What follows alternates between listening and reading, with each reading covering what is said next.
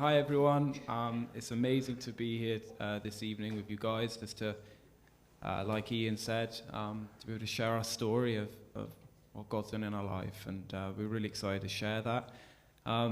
As Ian said, we're going to first of all start with one of Rachel's songs called "The Great Escape," and yeah, so, do you want to add? Yeah, so I wrote this song actually about the story that we're going to share with you this evening, and it's kind of a rescue story. When I was writing it, we were going through a lot of turmoil, and I just had this kind of video play out in my mind, and it was as though I was in the middle of the ocean, like just being hit by wave after wave after wave, and there was just a huge storm that was going on.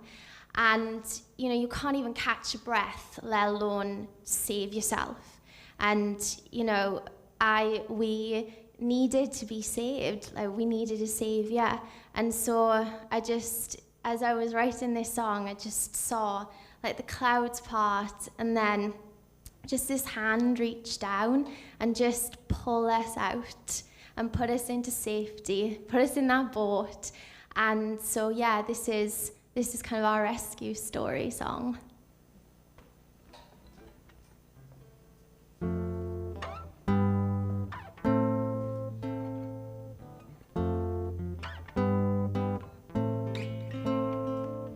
Every day just the same color of gray, no beauty I could see. Then you came, took away all of my pain. Your love set me free. Ooh, ooh, ooh. Ooh, ooh. Oh, beloved, you have given me the great escape. Sending winds of change to see light of day. Oh, beloved, I was sinking deep.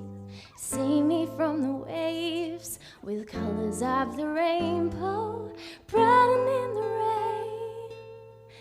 Now I'm dancing again.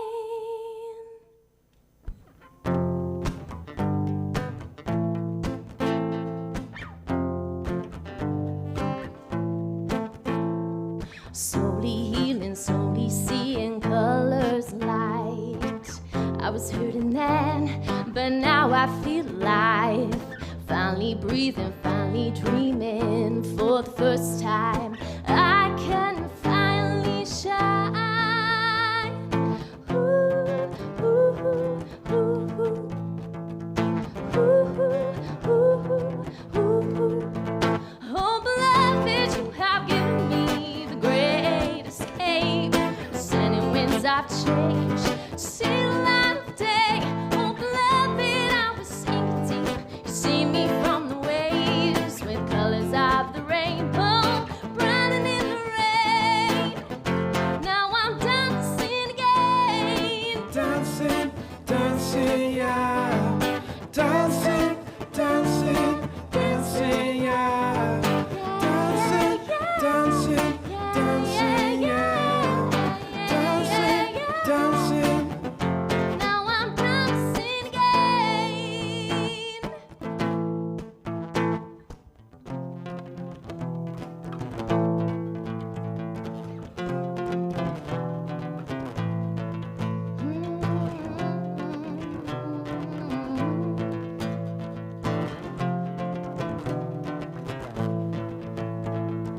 Nothing's gonna hold me back. Nothing's gonna hold me back. Nothing's gonna hold me back. No, nothing. Nothing's gonna hold me back with you. Nothing's gonna hold me back. Nothing's gonna hold me back. No, nothing. Nothing's gonna hold me back. No, nothing's gonna hold me back. No, no, no, no, no, no. Wow.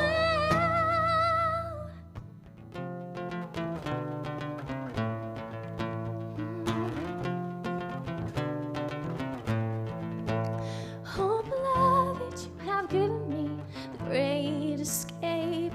Sending winds of change, see light of day. Oh, beloved, I was sinking deep. You see me from the waves with colors of the rainbow, brightening in the rain. Oh, beloved, you have given me the great escape, sending winds of change to see the light of day. Oh, beloved, I was sinking deep. You see me from the waves with colors of the rainbow, brightening in the rain. Now I'm dancing again. Dancing, dancing, yeah. Dancing, dancing. Now I'm dancing again. Yeah, yeah, yeah, yeah, yeah, yeah, yeah. Now I'm dancing again. Great.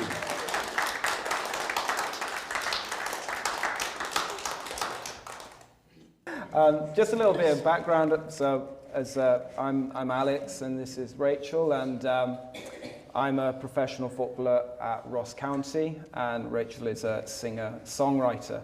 And we met in church 10 years ago, which, goodness, 10 years, and we've been married for 5.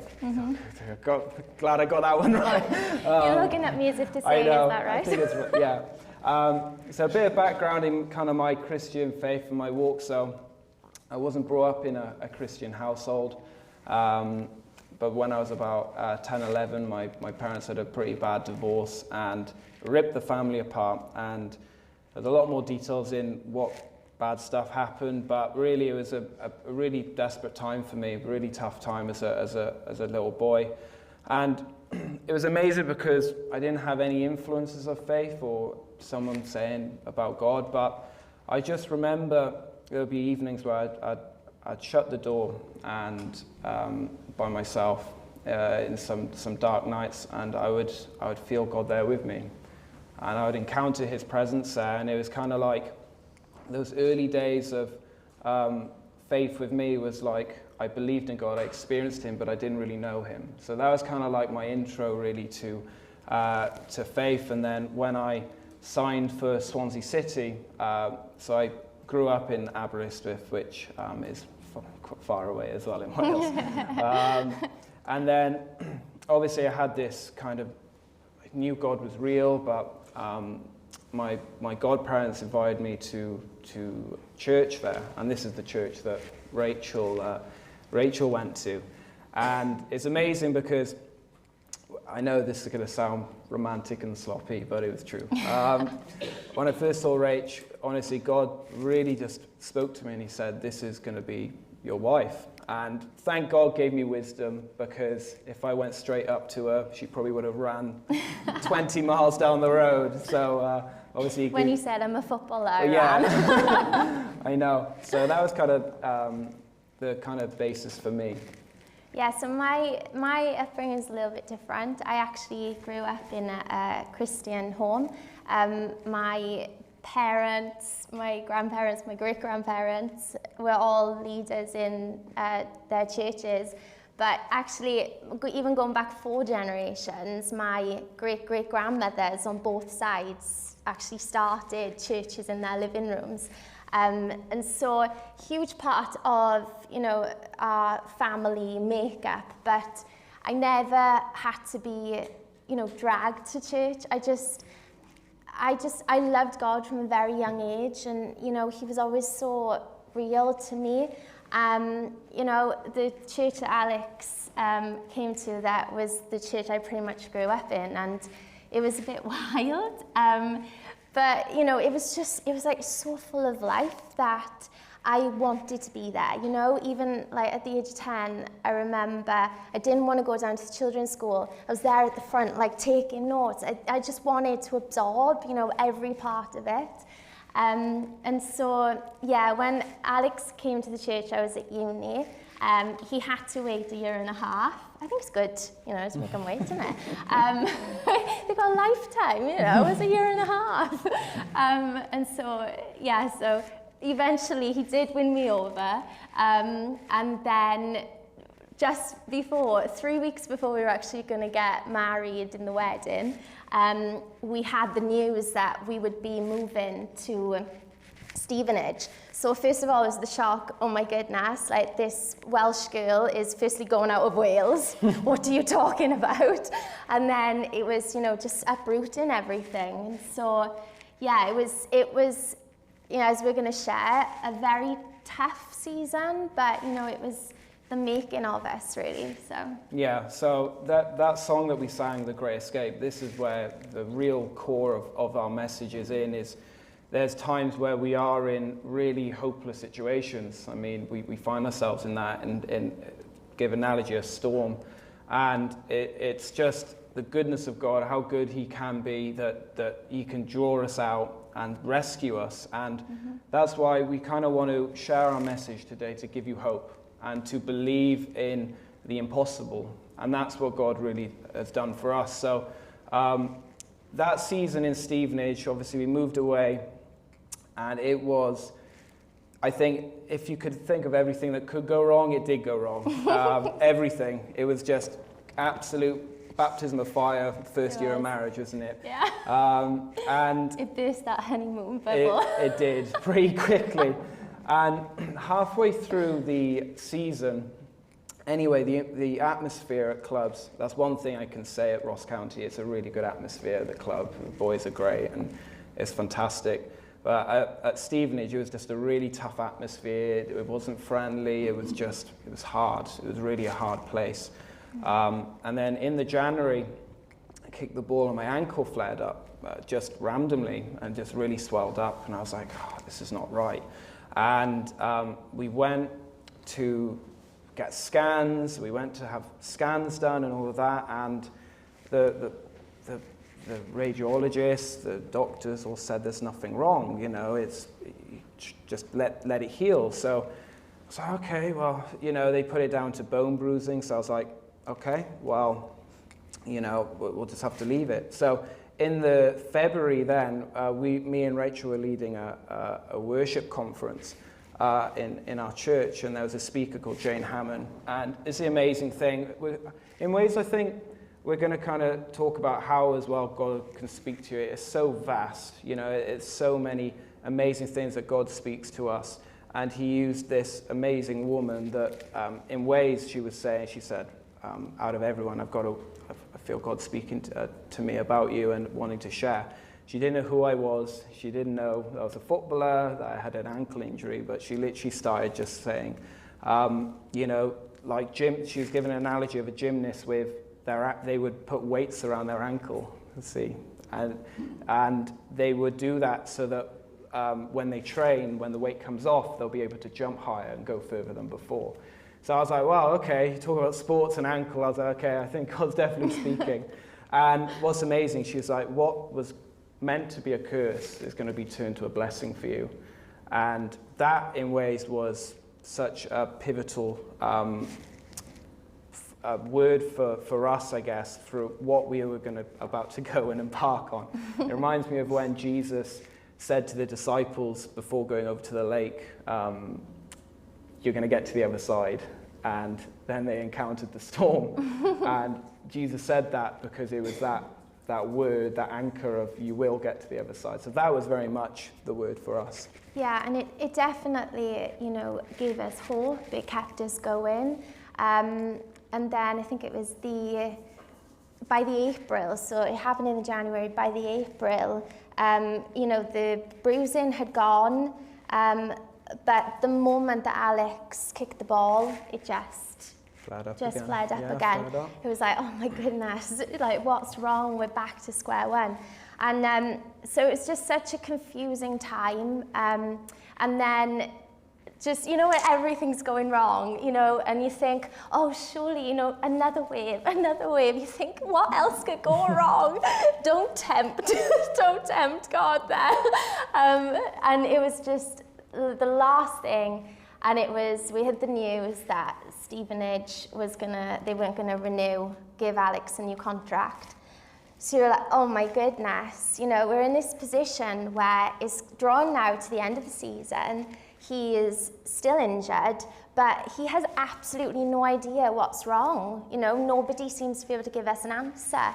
And then on top of that now, he's out of contract. So it felt as though everything, all the turmoil before, was just a warm-up, and now it's like, now the real battle is about to begin. Yeah, so a big part of me and Rachel, our relationship with God, is worship is such a pivotal thing.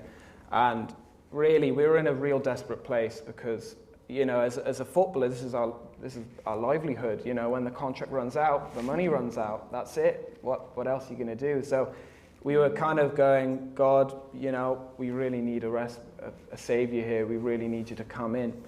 And we, with our pastor at the time in Stevenage, we said, right, let's just worship God one evening and let's just press in. Let's really seek him and really for an answer and for desperation, wasn't it? Utter desperation. Utter desperation. And what was amazing is that as we were worshiping, as we were praying, God was just downloading and speaking to me, and he was saying, Alex, the next place you're going to go to, teammates are going to be saved.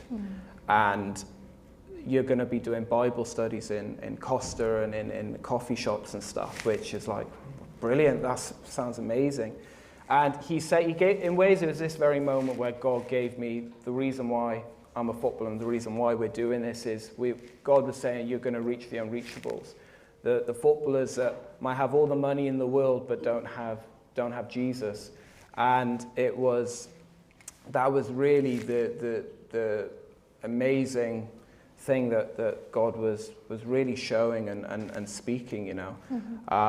So yeah, that was, and also that after that, then it was an incredible time, because right after we stopped praying, God, and this is another amazing way God speaks to us, is in dreams and visions.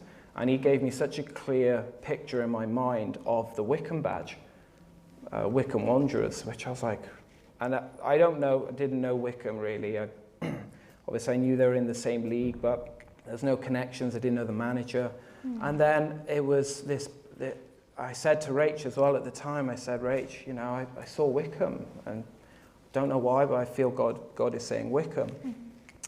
And it was then, yeah, so, and then also Wycombe were getting promoted to League One as well. So they were actually getting promoted to a higher league above that. So we were like, wow, that will literally sounds impossible, doesn't it? So, wasn't it? Anyway, let alone the current situation with his ankle. And then about a week later, Alex's agent phones him. And I just remember he comes, I'd say running into the room, but obviously he was injured, so more like hopping excitedly. He's like, Rach, you will never guess who could be interested. I thought, no way. Like, there's no way. I mean, there's the miracle, and then there is just the parting of the waters. And he said, Wycombe. And it was like, oh my goodness, yeah. the hope, but the reality of, you know, the fact that he was still injured, it was impossible, you know, and then even for him to even hope about having promotion just seemed like possible. Yeah. Yeah, so that was the last time we heard of Wycombe, you know, and this is another amazing thing in this time, in this really tough time. God spoke to me in such a clear way where he, like I said, dreams and visions. I think it says in Joel 2, he'll speak to us in dreams and visions. And this one dream was so vivid and clear. And the dream, I'll explain really the dream was. The dream was I was in this, there was this facility in front of me. And so I walked in, and I knew we were in Wales as well. Because the Welsh, I could see the Welsh camp next door to us as well, so I knew we were in Wales. We walked in, and my Swansea physio, Hugh Roberts, was there, and so different team now. But he said, "Can you jump on the bed?" So jumped on the bed, and then before I knew it, I had these surgeons cutting into my ankle, and I thought, this is bizarre. And I looked again, and it all healed up, and the surgeons gave me this stone, this black gunk, and handed it into my hand. And it honestly, it burnt my hand. It was so real. And I was just I don't know if I ate 2 extra mature cheeses the night before. I wasn't sure, but I was like, okay. And later on in this dream, this horrible gunk this stone that was removed from my ankle turned into this precious pink jewel that I was saying, look what my God has done. And it was like God, again, what was meant for curse, this black horrible gunk, was turned into a testimony, a blessing to be able to share, to say, look what my God has done. And that was the dream. I wrote it down and I thought, okay, God, there we are. I mean, when you have something like that, you're hoping, obviously, that, it's symbolic. Yeah, there's not going to be an operation. It's symbolic, it's spiritual, But I mean, the reality of the situation was that we were still pushing to get an answer, and at this point we were having to, it was just basically the two of us, wasn't it? Trying to just, get Alex to see somebody. We were having to bring in third parties. We weren't having any support. We were like, we just want him to see a specialist. We just want him to see someone. And so eventually we managed to get him into a specialist, and they said that they didn't quite know what it was, but they were going to inject his ankle. And so with a steroid injection. Yeah, steroid injection is really just a quick fix, really, just to hope that it'll work. So it's not 100%, it's gonna work. It was more of a just, let's see, try and hope, isn't it? But we just felt really unsettled, and there was just this just real burden that we were carrying. So we were praying, we were worshiping, we were doing everything that we could, just to try and find that peace. But nothing, it just wasn't, that burden wasn't shifting. So we actually even went to, for the appointment, we went to the hospital and we were sat in the car outside, and we just prayed, Lord, we need peace. Please, whoever is doing this, just give them revelation. We need that definite answer. We need the peace. So please just give them revelation. So we went into the hospital, and the nurse came out and said, the radiologist who would be administering the injection, he's just looking at the scans. So we thought, that's strange. So eventually they called us into the room, and we could see the scans of Alex's ankle. Now these scans were not new. They were taken all the way back in January. So when he first did it, this was months on now, this was end of the season. So, and they'd been there the whole time. They'd been looked at by every specialist, every doctor, every physio. And the radiologist says, I'm not going to inject because I'm 99.9% sure that it's a chipped bone. And that moment where suddenly the burden went, and it was just this peace, and it was like, that's it, that's that knowing, that that confirmation that we've been waiting for.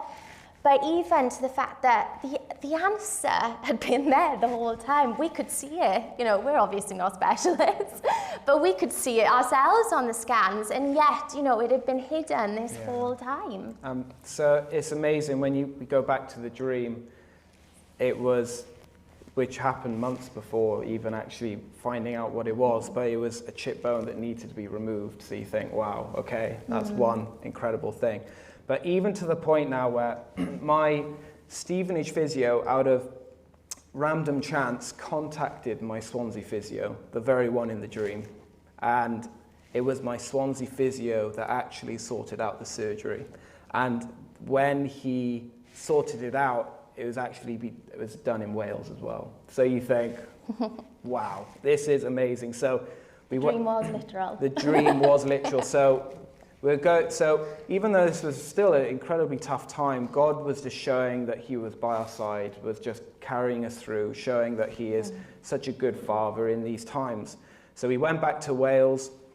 I've been really well looked after by the in-laws, which always helps. And he was loving it. He was getting pampered. He was getting food brought to him. He had his foot up.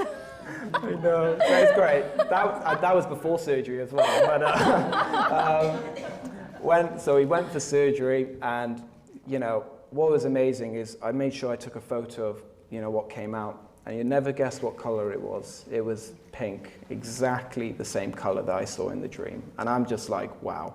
Fortunately, I wasn't allowed to keep it. For some reason, it's medical too, they have to chuck it away. But I took a photo, I've got photo evidence of it anyway. So it was this like bizarre, crazy moment we were in. So like I said, I was being pampered, which was great. But my agent calls me and he goes, Alex, I've got 2 clubs wanting to give you a contract here. And these are gold dust because I've just had surgery. You know, I've been out for a long time with this injury. They are both EFL clubs, Newport and Yeovil. And I was at Yeovil, I was at Newport before on loan from Swansea, got player of the season and was doing really well. Help them Survive in the EFL. And so it was like, wow, you need to take this. So we were like, okay, you know, let me chat to Rach. So we spoke and we prayed. We said, God, you know, what are you saying about this? And we both had this feeling, not to say that clubs were bad or anything, but it was God saying, say no, I've got something better for you. And I was like, oh, God, how am I meant to tell my agent this? And again, God gave me wisdom how to kind of address it. But so we turned the 2 clubs down. It was very much a jump off the cliff moment, wasn't it? It was, yeah. I mean, we were holding on to, you know, everything had gone exactly how God had said. So we were holding on to hope of, you know, that Alex had seen the Wickham badge. And so, you know, we're holding on to the hope. But Alex's agent said, Wickham's gone cold. Like, I'm not hearing anything from them. So there we are, turning down these 2 teams because we feel God saying no. And Wickham, they've gone completely cold. And so then on top of that, I mean, even just you think, logistics. We were renting a house, so we had to hand in our notice. So we knew that in a month's time, we had to be out of there. We were 3.5 hours away from family and friends. You know, we had all of our stuff. And then Alex's pay was going to come to an end. So, you know, we had to give back the car. There was just so much going on, wasn't there? It was, yeah. And we went back to Stevenage. I had to try and get my ankle into a playing condition, really.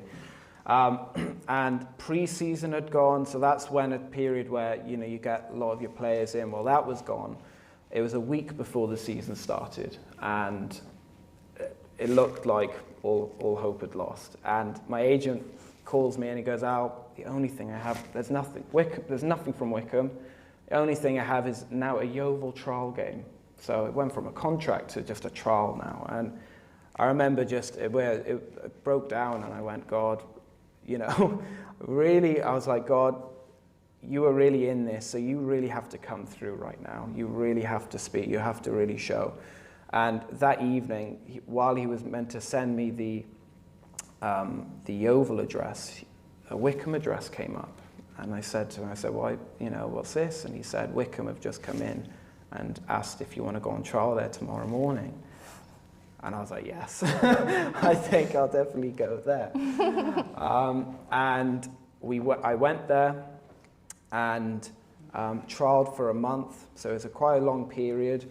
And this was in the period of, obviously, we had no more pay. So it was like all or nothing. But this is the amazing thing. When God promises you something, His promises in His word, they're standing, they last. And it was something that we just held on. And they offered me a contract, which was such a miracle. But again, it was because I was a high risk, they only offered £400 a week. And if you've ever lived around London, that could cause a lot of difficulties to try and live, didn't it? Yeah, I mean, that's it. Sometimes, you know, you can get the promise and then everything else is still in turmoil and you think, is this how it was supposed to look, you know? But actually it's like God is saying, no, just keep going. Just keep pressing forward, just keep going. And so we ended up, as Alex said, we had to do a house share. So we were in our second year of marriage now, living with I think it was a 60-year-old woman, and Which was not fun, two-bedroom house. And yeah, there was a lot went on, wasn't it? Unfortunately, the conditions weren't great, and it just kind of broke down. So after 4 months, we ended up having to leave. And then the next place, we ended up, we lost the house in 24 hours. And so it was during that time where I was, I had managed to kind of, keep everything in control, and I was beginning to realize, oh, I can't actually do that, I'm doing everything here in my own strength, and there is a huge limit to this. And so I was really struggling with a lot of anxiety, a lot of depression. I was, regularly at this point having panic attacks, been dealing with not being able to leave the house. Well, couldn't even leave the bedroom now because, of course, we were living with someone. And I just remember I was in our room, and there was only about 3 songs I could listen to during this time. And one of those songs was a song by Zach Williams, and it's Chainbreaker. And it was saying, if you've got pain, he's a pain taker. If you've got chains, he's a chain breaker. And it did feel like I had a load of chains, with all the anxiety stuff, but also a lot of pain just from the season that we'd been in, the season that we were currently in, and, disappointments. And so that song, I sobbed. I listened to it and I sobbed. And it just, when you have a song or a reading, and it just hits you right where you are, it's just meeting you right where you are. And it became like a lifeline for me. And so, we ended up then, we were 2 months in another place, and then we eventually found a place in Maidenhead that became like a place of rest. So even though there was still a lot of turmoil after Alex got the promise, God was really moving, because there was still, obviously, stuff in us, chains that he wanted to break, that he needed to break before we got on to that next mountaintop. Mountaintop, yeah. So obviously, if I can bring you back to when God spoke to me about teammates being saved. So that was really on my heart, and I was like, God, I really want people to know just who you are, how good you are, how walking with you in relationship just changes everything. And God gave me a really good word of wisdom, and he said, don't try and sell your fruit, let people pick it, And that for me really was an amazing revelation, because I was able to go in there and just be who God has called me to be. And the fruit of the Spirit, love, joy, peace, all of that was just flowing. Mm-hmm. We're in a dark world. People are hungry. They want that. And, so I just carried on just being me, And before you know it, I was doing a gym session. And a lad came up called Jason McCarthy. And he came up and he went, Al, I think I want to become a Christian. And the shock of my face, I was like, oh, wow, okay. He is the person you would least expect. And yes, you would least expect becoming a Christian. I went, well, as all good Christians say, let's go for coffee. So I took him for coffee, and with me and another friend, Ben Fremp, who was a Christian as well, we decided to share our story, our testimony about the gospel, who Jesus is. And within a couple of weeks, he encountered Jesus when he was driving, and he encountered the voice of God, and he gave his life to God right there and then. And he had a radical transformation. And so we started meeting in Costa, just doing Bible studies, just doing life together, and it was really real. And there was another teammate called Cameron Yates as well, who was a goalie, and he started coming along to this Bible study, and he found God and was saved as well. So we had 2. And then, so over the 2 years I was at Wickham, there was about 8 teammates who didn't know God before that became saved. And it was amazing because you had this amazing group, and even to this day, Jason McCarthy is leading the group as well. So that kind of legacy is going on that God still wants to do, which is amazing. And we started praying before games as well. And what's amazing is that you had teammates who weren't Christians. They would come around and say, "Oh, you know, what are you doing?" I said, "Well, we're praying. Do you want to come and join us?" And you could say, "What do I do? What do I say?" I said, "Look, just be there." And it's amazing. God's promise is when there's two or more gathered in his name, he's there. And we would pray as a group for the team and for the opposition team as well. And these teammates who would experience the presence of God while we were praying. So that was just an amazing thing that God did. Yeah, and even, you know, before we did go to Wickham, we asked God what type of season it would be. And he said, I remember he said to me, "You're going to reap a harvest that you haven't sown." And so I thought, you know, wow, like, first of all, thank you, God, that other people have done a lot of the sowing. We kind of get the good part here. That's really quite nice.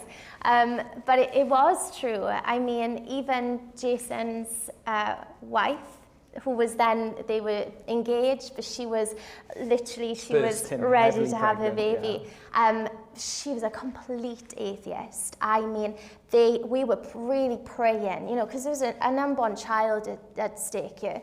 We were really praying, and they were on the border of breaking up, and because he had changed so much. And then God just appeared to her in a dream. She got like radically saved. And then we just had this amazing opportunity to be able to do just in our living rooms, you know, to meet together once, you know, Sunday, because we went to different churches, so it would just be once a month. And we were just all, you know, we really just wanted more. And so it was very relaxed. You know, we'd have some food, we'd laugh, we'd cry, you know, we would do worship. If someone felt to pray, just really relaxed. And it was a time where we were able to really grow individually as well as a group. And, you know, that time for us was really, you know, what we had been through, where just like in the Great Escape song, you know, God had lifted us up from that storm. And then there was a time where he allowed us to be in the boat just to heal. That's okay, you know, you need to heal. And then it was that moment where it was like, come on now, I've got more here for you. You know, there's more to this rescue story. This is just the start. There's way more. Just come with me, come out and step into the miraculous, step into onto the water. And so, you know, even I'd always wanted to do music, and I'd never had the confidence, never thought I was good enough. And of course, with all the moving and the lifestyle of a footballer, it just seemed impossible to kind of get it started. And so it was towards the end of 2019, and I really felt like I was healing from a lot of the, you know, the anxiety and the depression and all that stuff. And my dad said to me, "You need to get into the studio." And so, a typical daughter, you know, I need to hear that for myself. And then I just remember I had this knowing, and God said, "You've got a window," not even a door. "You've got a window. It's now or never." And so, you know, I ended up, you know, I did go into the studio. A few songs turned into a whole album, and it was just favor upon favor for something that, you know, I honestly never could have done myself. Like, I really honestly could not have done that myself. And God just put the right people around, even the producers, and then ended up having, you know, like a drummer who, I don't know if any of you know John Mayer, but, you know, he's also played with like Shakira and, you know, some top people.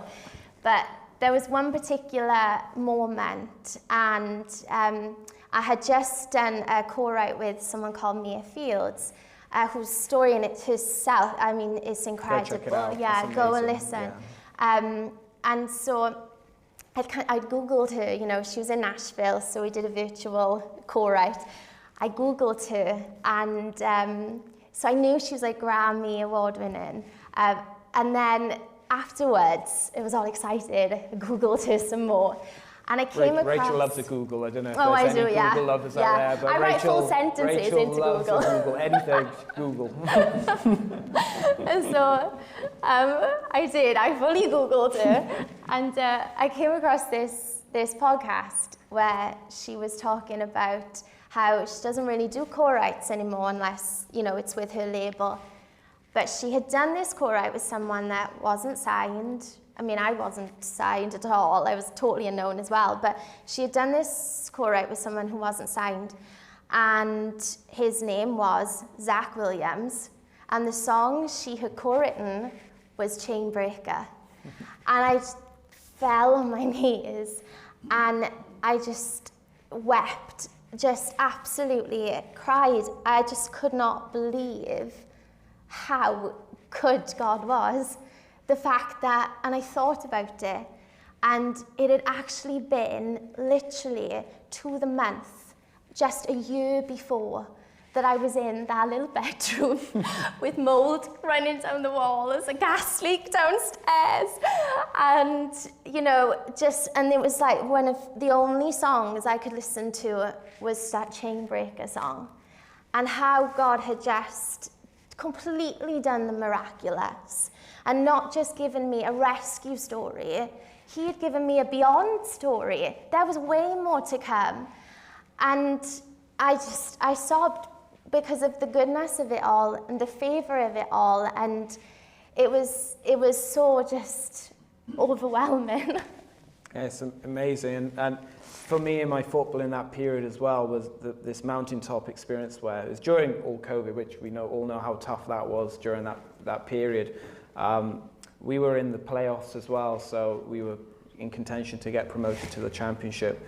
And the playoff game, I scored, had man of the match, it was on Sky. It was just an amazing moment for me, probably my career highlight at the moment. And what was amazing was we went to Wembley and played in Wembley, and we won. And we got promoted, which was the club's first in history ever happening. And what was amazing is that there was a moment where, I don't know if any of you know Adebayo Akinfenwa, so he's quite famous in the celebrity world. He's known as the Beast. He's got muscles for days, you know, does gym sessions, but... Looks like a rugby player. Looks like a rugby player. He shouldn't be playing football. And me and him are on our knees, worshipping on the Wembley pitch, just praising God. It was that mountaintop experience where it was like, God, you know, no matter what we go through, God's got it at hand. And it was just an amazing thing. And so I think that's kind of really our story. I mean, it went viral. Yeah, it went. Yes, you know? it went viral. Even that, like God was he just pulled just favor, but miracles, and it reached. I think that's 6 million people. 6 million people. And it was right at that time as well. There was so much going on, because of course you had the BLM movement, but then you just had this incredible moment where you had these two players on their knees. You know, you had black and white on their knees together, glorifying God.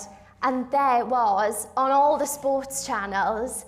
And the story was being shared, you know, it was going viral on Twitter or whatever it was. Yeah, it was amazing. And so it's just to highlight you that, so in ways, you know, wherever you are in your life, whether you are the rescue and in the storm, or whether you are on the boat healing, whether you are ready to step out on the water, we want to just really encourage you tonight that God has so much more. God is unlimited. And we just want to encourage you that there is that unlimited. And I was sharing with this gentleman here about faith comes from hearing. So a testimony, and our testimony is very much you can grab it and say, well, God, if you can do that for them, you can do it for us too. Definitely. And whether you are in a tough situation right now, we just want to give you hope and say, you know what, Jesus is with you. and you will get through it. Yeah. Or, even if you've got your rescue story, God saved you, but now it's time to head out onto that water, walk on the water, go out into the impossible. There's so much more. Jesus says to us, that you do greater than I. And there is just a whole ocean of, that we can go out in. And, he's so good. He's there with us in the miraculous. Yeah. So, that kind of brings us to today. And, how we got to Scotland is another story. It's still being written. But what we do, feel, even for the Highlands, I know you guys are part of Scotland, but it feels as though the Highlands is a special identity in itself, It's a country in its own, it feels, doesn't it? It does. It feels so unique and special, doesn't it? Yeah, and so, we're honoured that God has brought us here for a reason, because we do believe that he is going to do something really special. And that, we both feel that the Highlands is on God's heart. It's always been on God's heart, but there's timings for things, for such a time as this. And we really feel as though the Highlands, that you're on God's heart right now. He is beginning to move. He's beginning to just do something, bring people back or whatever it is. And it's all because he wants to restore hope, but there's an abundant life inside the church, outside the church. And so it may be a little bit uncomfortable. Sometimes when God does the new thing, it is quite uncomfortable. But it's going to be, I think it's going to be the answer to prayer that a lot of people, not just, our generation now, but even before generations, that there's going to be answers to prayer. And so we're honoured to even just, be, be a part of the story. Yeah, exactly. Be a part of the story. And that, I guess, it concludes kind of what we wanted to share. And I know we're going to share we're going to sing one more song, which is Oceans, which is quite a well-known one. So if you want to join in, you can join in. But thanks, Ian.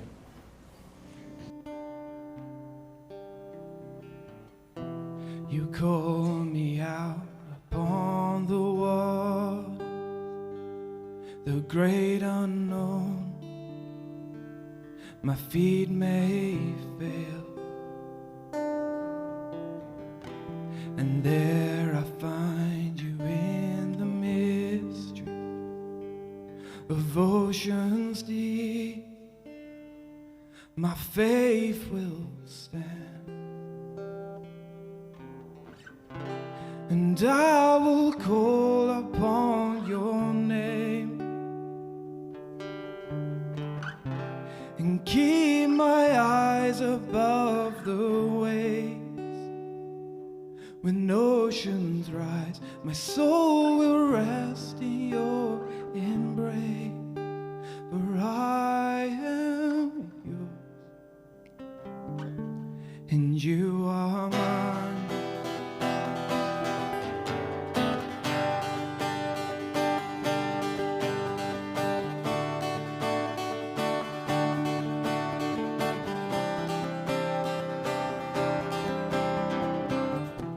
Your grace abounds in the deepest waters. Your sovereign hand will be my guide. My feet may fail and fear surrounds me. You've never failed, and you won't stop. And I will call upon your name to keep my eyes